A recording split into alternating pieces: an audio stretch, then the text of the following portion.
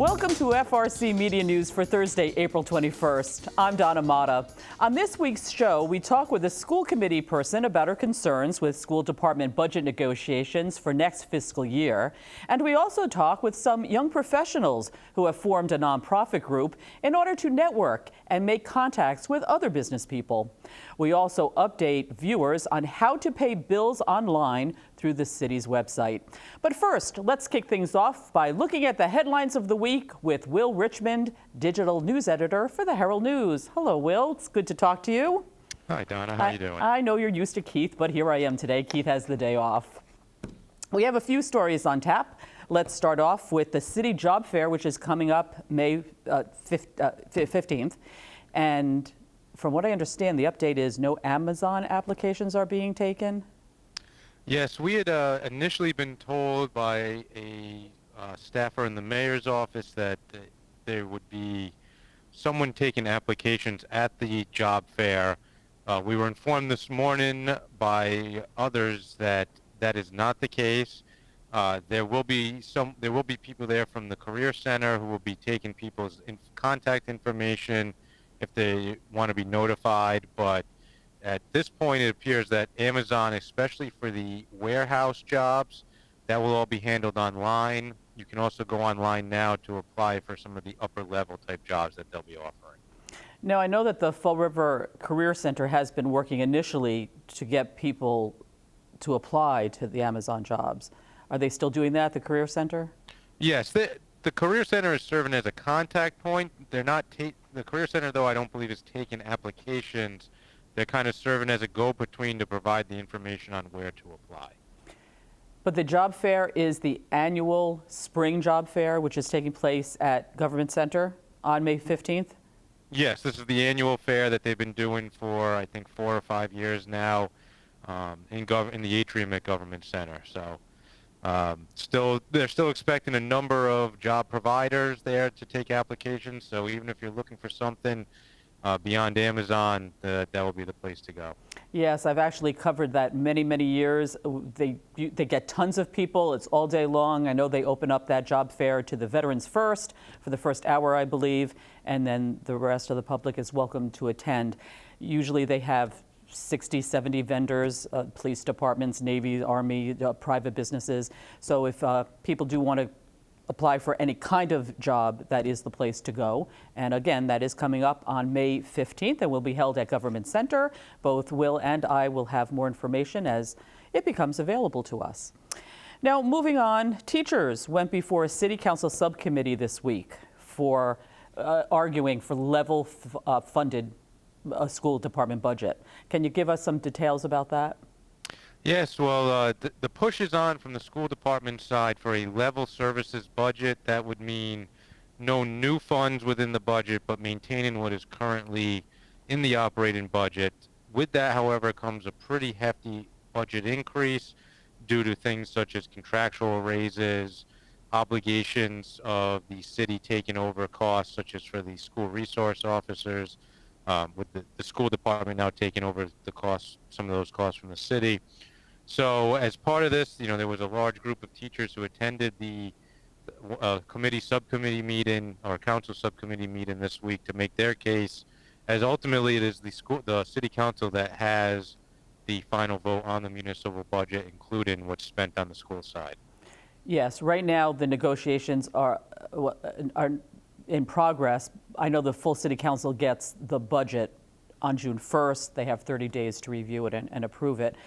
I also know that the school committee is meeting for several days next week to draft their budget to actually submit as part of that package. Right. Well, the school committee initially offered their initial proposal at their meeting last week. They were met with some disdain by Mayor Jazel Correa, who found that it would be much too high for the city to meet, considering other budgetary requirements. So they are going back to the drawing board. School principals have been given instructions to create budgets that reflect 3%, 5%, and 7% cuts. So they'll be in the process of sort of reformatting that and starting to show city officials what the school district would look like if those cuts were to take place. I know at that subcommittee meeting that the teachers and the students attended, though, they were concerned about how a budget that's not level funded would affect the students' education. Is that correct? They voiced concerns. Well, sure. And just to be clear, because there's a lot of terminology with this, they're looking Yes. for level services, not level funded. Level funded would essentially mean a cut of about $10 million in the budget based on what the required increases are this year.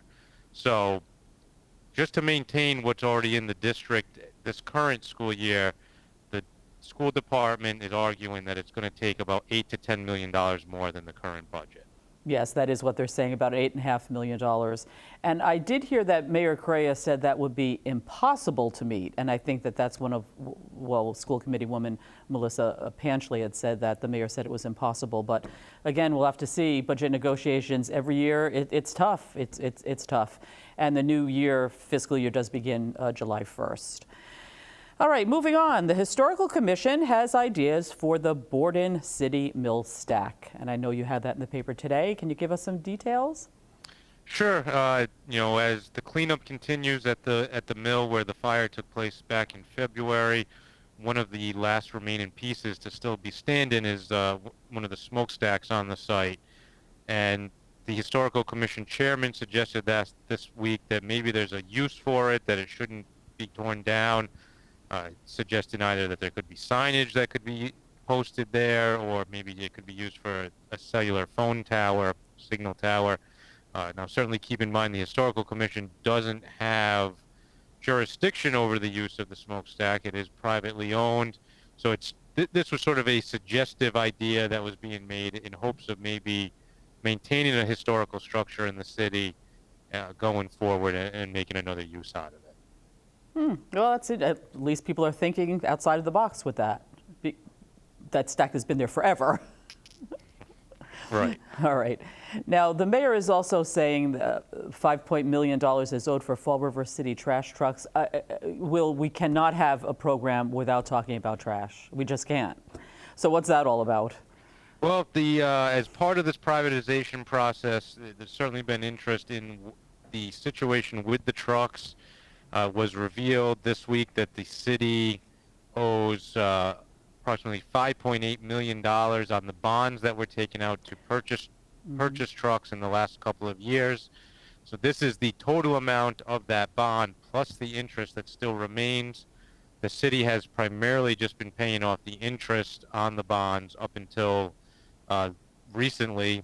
So there remains quite a lot left. The mayor's office argues, however, that this is not an effect on privatization or the numbers that go into it, saying their belief is these costs exist with or without privatization, and if the city does not privatize, the city's just going to be on the hook to purchase more trucks, and in that case, they'll be paying off new trucks while still paying off the old trucks. As anyone who has bought multiple cars in the past, you'll probably know what that can feel like. And you're saying, talk about the bonds again, you're saying that no principal has been paid on the bonds? Correct. Until recently, I believe a payment was made this year on some of the principal, but up until that point, only interest had been paid on the bonds, meaning that none of the principal had been paid off, which is why there remains such a large amount over and above the original bonding amount. Okay, thank you for that clarification. Now, what's coming up for the week? More trash. We'll continue to, really? dig into the Fall River trash situation, see what the effects are, what the city council is thinking, and what the overall numbers are continuing to be going forward. And this will be a never-ending story, I think, until the budget gets sorted out in June. This is going to have a huge effect on the budgetary plans for the next fiscal year. So no ends to the Fall River trash talks anytime soon. Yes, and you'll be covering the school committee negotiations too with the contract negotiations, correct? Right. Okay, very good. All right, well, Will, it was a pleasure to talk to you. Have a great week, and we'll talk to you next week. All right, talk to you soon. We'll be back right after this. Here are some positions on the newest hot job list for the week of April 18th through April 24th. Autism Specialist for Adults, job number 7199748. Dietary Aid, job number 7187051. Gas Utilities Customer Field Service, job number 7192711.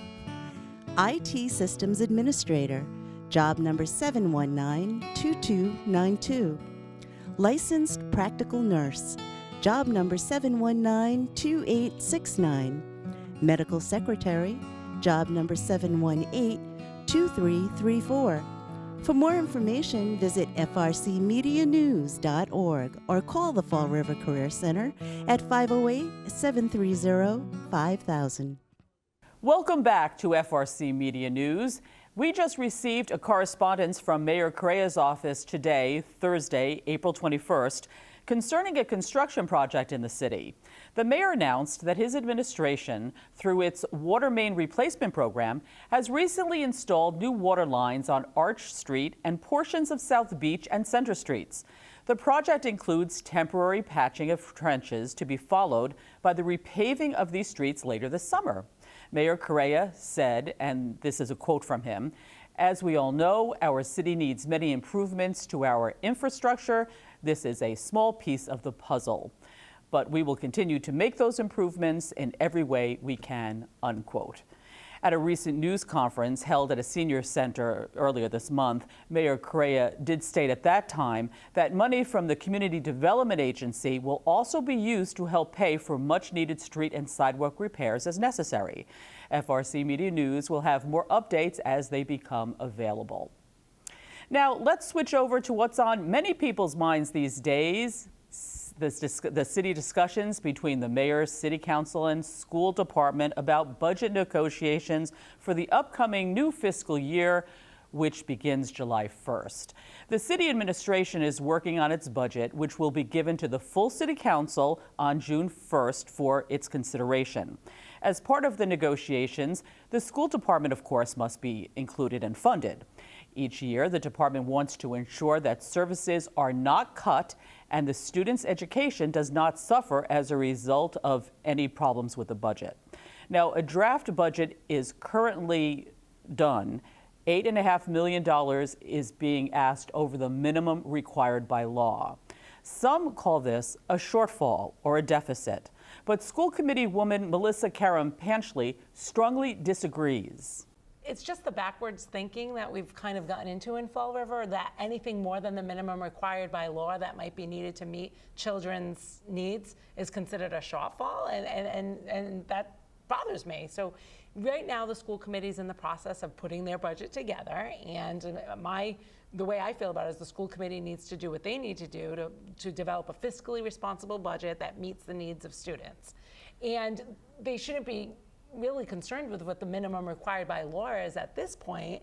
They should certainly be crossing their T's and dotting their I's and trying to save money wherever they can, and develop a budget that meets the students' needs. So the initial draft budget that has not been passed by the school committee is about $8.5 million more than the minimum required by law. But that difference is not a shortfall or a deficit. It's just a difference in what the superintendent has released as to the school committee as her draft budget, which meets level services, which means her budget does not add anybody or subtract anybody from the fiscal year 16 budget. But because of health insurance increases, we saw a $2 million increase this year, which now they've budgeted for another $2 million increase next year. So right away, that's $4 million. In addition, to meet that $2 million unexpected increase this year, they used monies that would have been used in FY17. So right there, that's like $6 million because of the $2 million they would have used in FY17 and the $4 million health insurance. And then there's contractual obligations and different grants that have run out and whatnot. Panchley also says the school committee will be in budget negotiation sessions for 3 full days starting next week, which is the week of April 25th. We'll have updates as they become available. If you are someone who wants to improve yourself on a professional level, there's a nonprofit group called Young Professionals of Greater Fall River. Usually, participants range in age from 18 through 40-something, but according to President Brian Pudlow, age really doesn't matter when it comes to his group. I think the title young professional sometimes can be misleading. A lot of people might think that you need to be a professional, wearing a suit and tie, something like that. But really, it's not about a job title or about what you do. I think it's about how you see yourself. If you see yourself as someone who wants to get ahead, who wants to be involved in the community, you take what you do seriously, I think you'd be considered a professional, and those are the people that we want to come out. We're seeing a lot of great new faces come out, people who have really good ideas for new businesses to come to the city. We have photographers, we have freelance journalists, we have professionals like myself, like Nate. We have a very good mix of people that are involved right now. It's really encouraging and exciting to see. Now, how can people not sign up but know about your next event? And why don't you tell us about that? Sure. Well, really, we do everything. We do a lot of our promotional material on Facebook. We have look up the Young Professionals of Greater Fall River on Facebook. We do a coffee meeting once a month. Usually it's here at Barcelos in the city at 7:30 in the morning. It's the first Wednesday of every month. And then every other month we do what we call the main event, which we go to different locations in the city. We have one coming up in May. We don't have the details ironed out quite yet. We just had one last week. Actually, it was a round table we did up at the Fall River Country Club. So the next event coming up will be the coffee hour on the first Wednesday of the month. We also spoke with member Nathan Arujo about his experience with the Young Professionals of Greater Fall River group. Now, what made you get involved? For a lot of the same reasons, just being a part of something that's a little bit larger than yourself. And it was a really great introduction to other local young professionals who we could bounce ideas off of and really just build some connections for business purposes. And really just, again, even on a personal level, just to get to know young professionals who have the same mindset and same goals as you do here in the city. Now, what is it that you do? I own Frcmedia Management, which is a management consulting firm. We also own Frcmedia, which is a marketing and advertising agency here in the city. And are you the founder? I am, yes. And do you have a degree in marketing? I do. I have my master's in business management with a minor in marketing. I actually spent about 12 to 13 years in the financial world. I was in banking and investment banking for quite some time, and then I spent a few years in insurance as well. And I just saw a large need for small businesses who were looking for some support with managing their operations, but may not have the budget to really take on someone full time. Fall River residents have a service at their disposal that will help them save time. It's called online bill paying, which is available to residents through the city's website. We spoke with the city's collector, the tax collector, who explains how to use the bill pay program. We're here at City Hall at the City Collector's Office, which is, by the way, very, very busy today, and it's busy every day, according to the city's collector, Ida. And we're obviously talking to you today about online bill paying. Can you just give the folks a little rundown of what that means for them? So online bill payments, it is the most efficient, effective way of making payment for your real estate tax bills, personal property, motor vehicle excises, and your water bills. You can make those payments online on our website. So it's the most, again, efficient, effective way of making payment. It's 40 cents with your checking account. You have the convenience of also paying with a credit card, but the credit card company will charge you 2.95% of the cost of the bill, of the invoice. But you're saying it's easier just to pay online than it is to come in person. Well, everybody talks about the parking. We have a parking issue with the meters and stuff and getting parking, but if you log into our city website, which is www.fallriverma.org, you click on the big orange red button and it follows you through. So it's a convenient way of making payment. And as far as the efficiency, I'm receiving that payment file the very next day and processing those monies that same day. So that's when I talk about the efficiencies, I'm talking about, when I receive the money. So people will mail a payment in, which more than half of the people do that. They'll mail the payment in. Goes to our P.O. box and our processing company. That might take 3 or 4 days to process that payment. And then, of course, when you come into the government center, we still have our great cashiers here. You may be standing in line for a little bit of time, and paying to park. Ida, let's talk about percentages. There is approximately 89,000 people, residents here. How many are paying online at this time? Well, for our residents who pay a real estate tax bill or an excise tax bill, it varies. But approximately only 4% of the people who do make payments are paying online. So again, most efficient, most effective way of making payment is online, but we have a very low percentage. It has increased. We have seen some increase. If anybody has any issues or problems logging in, all they have to do is call our department. We'll walk them through it, and they'll find that it is, an easy way to do it. Again, we are looking to improve our webpage and add some more efficiencies, because it seems that there's some confusion when they're going in to pay either a traffic bill or parking violations, those kinds of things, that second page is a little confusing where they need to go. So we are looking to improve that. His Honor is committed to doing that and making it a little more user-friendly. We'll have more FRC Media News right after this.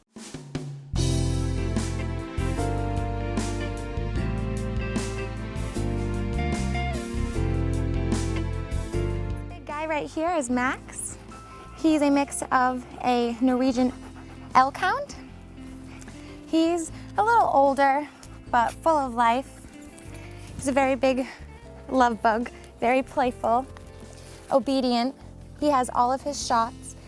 He had knee surgery, which is what caused him to gain the weight. But he's still very active, social, good with other animals. And he just needs a forever home. Cats at Forever Paws, we have lots of different kinds of cats. Some that are very outgoing, some that are very meek, and some, if you don't look hard enough, you won't find because they're hiding. Meet Punky, he's 5 years old. He's also a very gentle cat, but he is very, very calm and doesn't mind you holding him. He doesn't mind the extra attention. He's new to the room, so he's feeling very, very vulnerable at this time. He doesn't mind the other cats, but I think he would prefer to have a quieter space, maybe with less animals around him. There's probably 8 cats in this room, and maybe 1 or 2 more would be okay, not too many.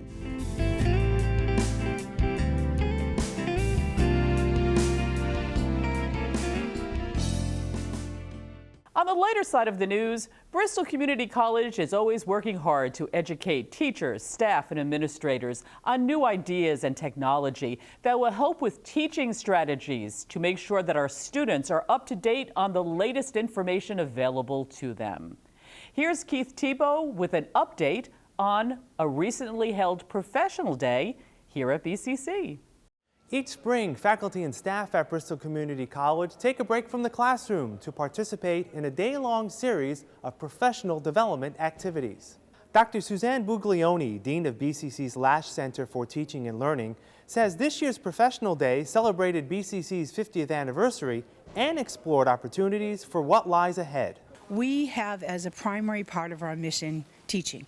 And in order to learn well and to have that process be effective and contribute to our students' success, we have to be our best. We have to continuously hone our skills and take time out for that kind of development, personally, professionally. Dr. Keith Motley, Chancellor at UMass Boston, gave the keynote address at the conference. His energizing message was one of ensuring BCC continues to provide an inclusive pathway of excellence for all students. In the hierarchy of higher education, sometimes all of us get caught up in this notion of we should stay in our place. And, I've learned not to stay in my place. Community colleges shouldn't feel that their space is at the beginning or at the end of a cycle. They should see themselves as leading that cycle because they are the ones who educate the majority of those students who provide the diversity for all of us. A key component of the day's events was hearing from current BCC students, among them Caroline Macedo. She says it's the students who make the college complete. Keep an open mind and listen to the students, not only with your ears, but also with your mind and your heart, because what they say does make a difference and could make a difference as a physical aspect on campus. Professional Day is not the only opportunity for faculty to hone their skills. The Lash Center is dedicated year-round to improving the teaching expertise for all full-time and adjunct faculty. That's it for this edition of FRC Media News. You can catch FRC Media News Thursday and Friday at 6 p.m. But our online news site is available 24/7 at frcmedianews.org. For all of us here at FRC Media News, I'm Donna Mata. Have a great week. We'll see you next Thursday.